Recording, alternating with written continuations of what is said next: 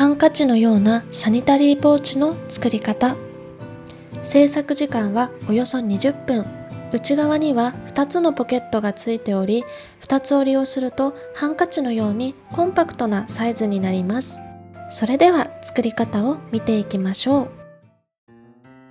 横45センチ、縦13センチの生地を2枚用意します。生地を裏返し、端から 1.5 センチの箇所に印をつけます。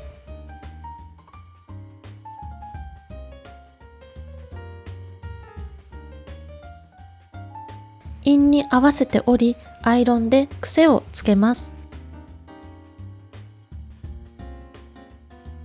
表面を上にしたら半分に折り、折り目をつけます。折り目のついた中心と中心から左右1センチに印をつけます。印をつけた左右1センチの箇所に合わせて左右端を折ります。2枚とも同じ作業を行います。折り目をすべて開き、表面同士を重ね合わせます。途中に返し口6センチを開けておきます。この6センチは縫わないように気をつけます。反対側には返し口の印はつけません。ミシンで縫っていきます。縫い始めと縫い終わりは返し縫いを3針ほど入れるのを忘れずに、返し口は縫わないように気をつけます。反対側は直線で縫います。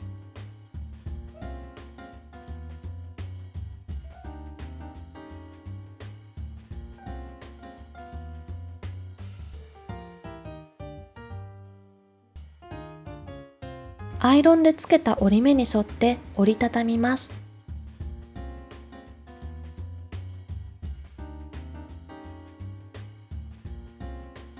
中はこのように縫い代が入り込んでいる状態になります。縫い代1センチで直線に縫います。返し口から表に返していきます。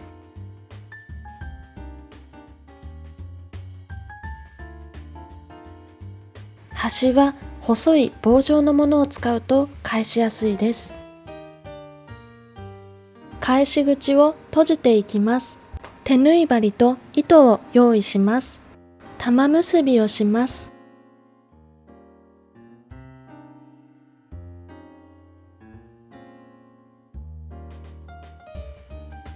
一針刺したら玉結びの玉を中に入れて隠します。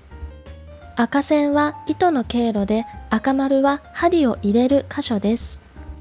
コの字縫いをします。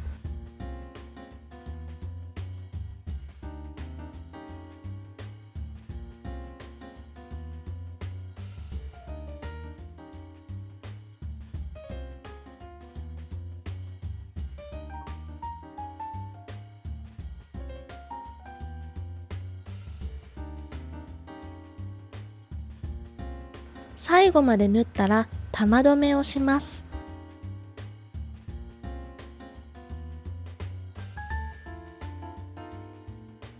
最後に一針刺し、玉留めを中に隠します。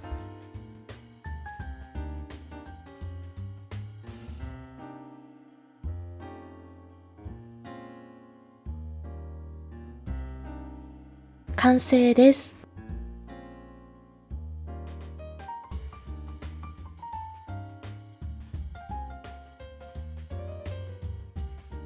ポケットを裏返すとリバーシブルで使うことができます。